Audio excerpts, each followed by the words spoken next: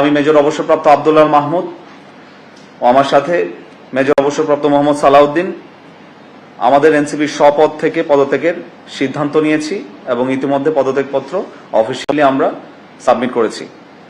মূল কারণ সেটা হচ্ছে সেনাবাহিনী বিশেষ করে এবং প্রাক্তন সেনা সদস্য এবং সার্ভিং সেনা সদস্য যারা আছে তাদেরকে নিয়ে যে অবমাননাকর বক্তব্য ক্রমাগতভাবে পার্টির সিনিয়র লিডারশিপ থেকে এসে থাকে।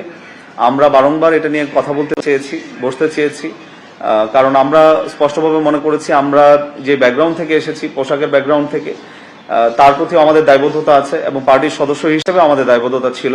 যেখানে আসলে মূল্যায়ন হবে না অথবা তাদের সবসময় একটা অ্যান্টাগনিস্টিক অথবা ডেরোগেটরি কমেন্টস তাদের কাছ থেকে আসবে, সেখানে আমরা মনে করেছি আসলে অন্তর্ভুক্তিমূলক কোনো পরিস্থিতি পার্টিতে নেই।